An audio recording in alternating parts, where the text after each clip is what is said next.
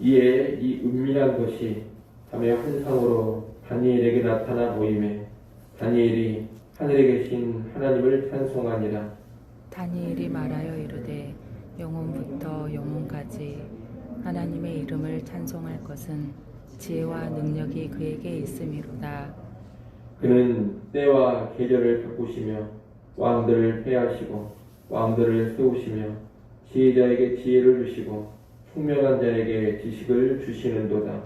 그는 깊고 은밀한 일을 나타내시고 어두운 데에 있는 것을 아시며 또 빛이 그와 함께 있도다.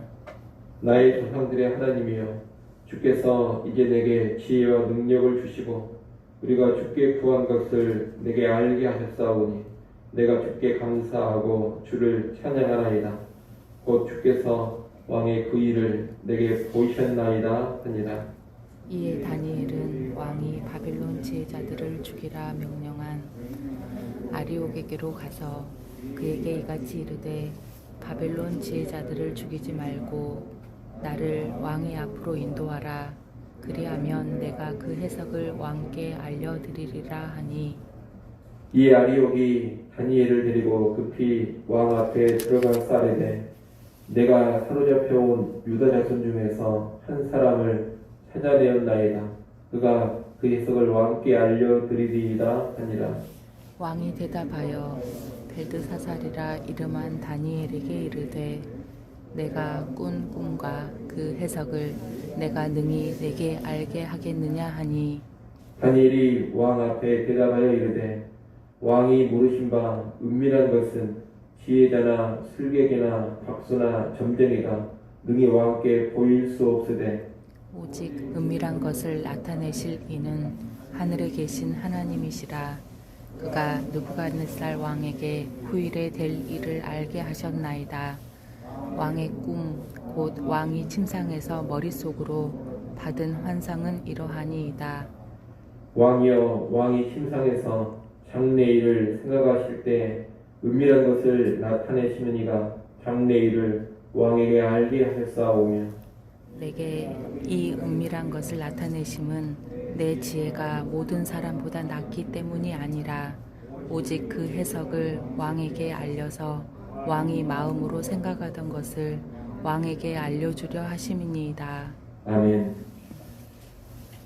바벨론 제국의 왕 느부갓네살이 기이한 꿈을 꾸고 괴로워할 때 바벨론의 어떤 지혜자도 그 꿈을 알아내지 못했습니다. 바벨론의 지혜자들은 꿈의 내용을 우리에게 말해주면 해석해 줄 수 있겠지만 꿈의 내용을 알려주지 않으면 도저히 그 꿈을 해석할 수 없다, 그렇게 이야기를 했습니다. 그런데 느부갓네살 왕은 꿈의 내용은 알려주지 않으면서 계속 해석할 것만을 요구했습니다. 급기야 진노한 왕에 의해서 바벨론의 모든 지혜자들이 다 죽어나갈 위기에 빠졌습니다. 그런데 이때 다니엘이 친구들과 함께 하나님께 기도하는 가운데 그 꿈의 내용을 알게 됩니다. 오늘 본문 19절에 보면 이에 이 은밀한 것이 밤의 환상으로 다니엘에게 나타나 보였다고 합니다. 여기서 이에라는 말이 중요합니다. 이에라는 말은 그랬더니, 그러자, 이런 뜻입니다. 바로 19절 앞에 있는 18절이 기도했다, 이런 내용인데 기도했더니 은밀한 것이 밤의 환상으로 다니엘에게 보여진 것입니다. 다시 말하면 기도했더니 하나님께서 응답하사 일해 주신 겁니다. 여러분, 아무도 풀 수 없는 꿈의 문제였고 급기야 다 죽을 수밖에 없는 상황이었습니다.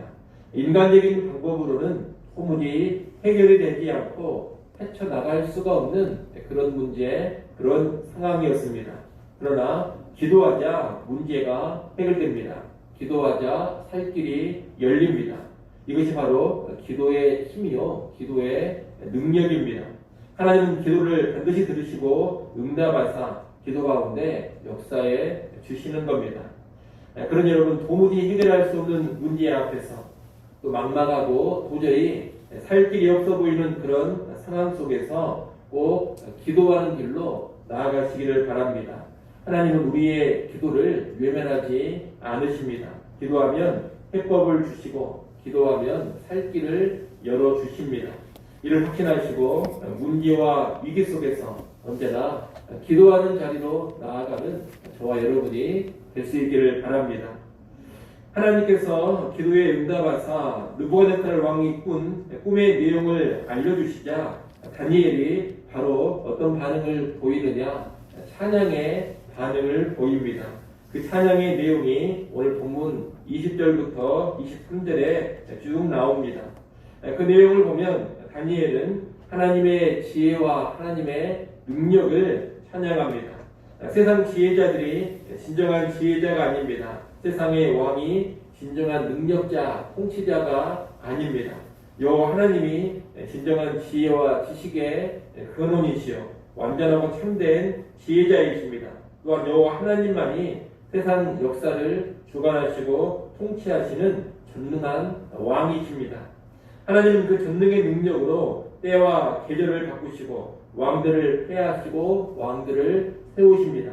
한마디로 여호와 하나님은 자연을 다스리고 인간상의 역사도 주관해 가십니다. 하나님은 또한 당신의 지혜와 지식을 사람들에게 부여해 주십니다.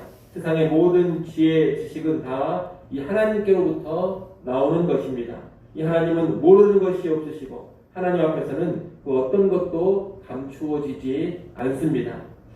바로 이 하나님께서 다니엘에게 지혜와 능력을 주셔서 꿈을 알게 하시고 꿈을 해석할 수 있게 해주셨습니다.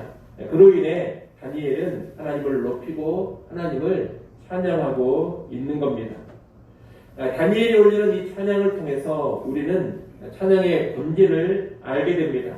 찬양의 본질은 하나님을 제대로 알고 경험하면서 하나님을 높이는 겁니다. 하나님을 알고 경험해야지만 진짜 찬양이 나오는 것이고 하나님을 알고 경험한 사람만이 진정한 찬양을 올릴 수가 있는 겁니다. 여러분, 우리는 그저 노래가 좋아서 찬양하는 그런 사람이 되어서는 안 됩니다. 하나님을 제대로 알고 하나님을 경험하는 가운데 찬양을 하는 그런 사람이 되어야 합니다. 기도 가운데 하나님의 지혜와 하나님의 능력을 경험해가는 사람, 그리고 기도 가운데 하나님을 더 깊이 알아가는 사람만이 하나님을 진실로 찬양하는 사람이 될 수가 있습니다. 한마디로 제대로 기도하는 사람이 제대로 찬양하는 사람이 되는 겁니다. 이를 하시고 기도 가운데 하나님의 지혜와 능력을 더 알아가고 경험함으로써 참된 찬양을 올려드릴 수 있는 우리가 될 수 있기를 바랍니다. 교회 안에서는 언제나 많은 찬양이 들려지고 있습니다. 많은 찬양이 또 불려지고 있습니다. 많이 불려지고 많이 들려지는 찬양은 있지만 정말 하나님을 알고 경험하는 가운데 나타나는 찬양은 그에 비해 많지가 않습니다. 우리는 이런 시대 속에서 하나님을 정말로 잘 알고 하나님을 풍성히 경험하는 가운데 찬양할 수 있는 그런 교회, 그런 성도들이 되시기를 바랍니다. 기도 가운데 감추어졌던 꿈의 내용을 알고 하나님을 찬양한 다니엘은 이제 근위대장 아리옥과 함께 느부갓네살 왕에게 나아갑니다. 왕 앞에 나아간 다니엘은 꿈의 내용과 해석을 알려주기에 앞서서 하나님께서 이 모든 일을 알려주셨음을 선포합니다. 26절에 보면 느부갓네살 왕은 다니엘에게 뭐라고 말하느냐, 네가 꿈의 내용과 해석을 알리겠느냐, 이렇게 말합니다. 느부갓네살 왕의 초점이 지금 누구에게 가 있느냐? 다니엘에게 가 있습니다. 다니엘, 네가 알려줄 수 있느냐? 이렇게 묻고 있는 겁니다. 그런데 다니엘 자기에게 집중되어 있는 이 느부갓네살 왕의 시야를 하나님께로 돌립니다. 28절에 보면 다니엘은 오직 은밀한 것을 나타내실 일은 하늘에 계신 하나님이십니다, 이렇게 말합니다.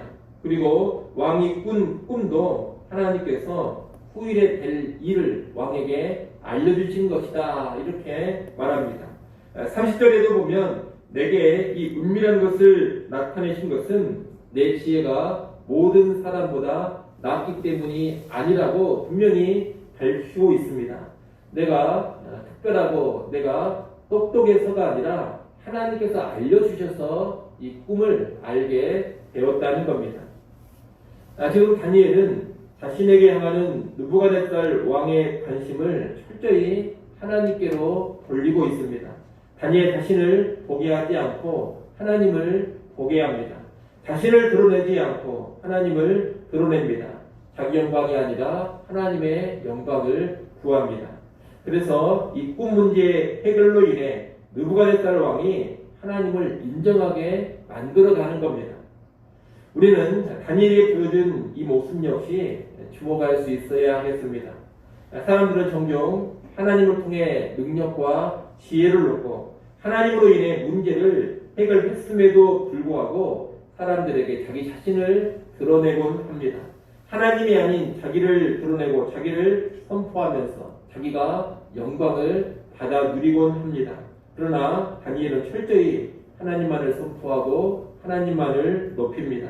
다른 사람으로 하여금 하나님을 보게 하고 하나님을 인정하게 만들어 갑니다.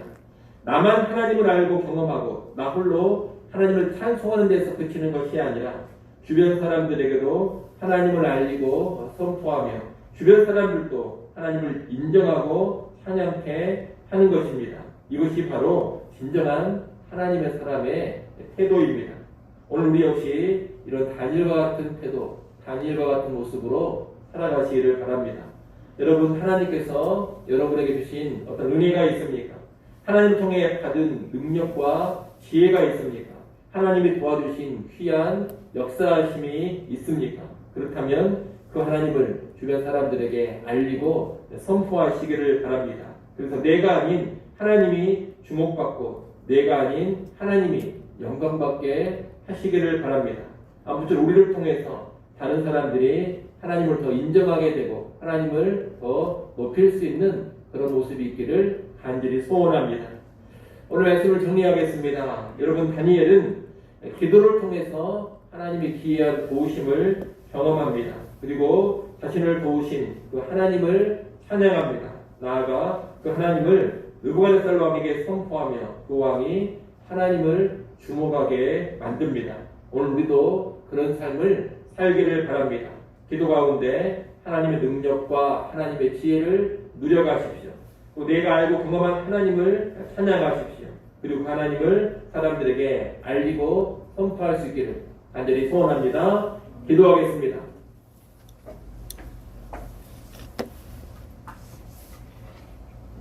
아버지 하나님, 하나님의 사람 다니엘이 기도하고 찬양하고 선포했던 것을 보게 됩니다. 오늘 우리도 하나님의 백성으로서 하나님께 기도함으로써 하나님의 지혜와 능력을 경험해가게 하시고 우리가 알고 경험하게 된 하나님을 높여 찬양하게 하시고 더 나아가 주변 사람들에게 그 위대하신 하나님을 알리고 선포하며 하나님의 영광을 드러내게 하여 주시옵소서. 기도와 찬양과 선포가 일평생 우리의 삶 가운데 풍성하게 나타나게 하여 주시옵소서. 하나님, 이 시간도 하나님께 나와 기도할 수 있게 주셔서 감사합니다.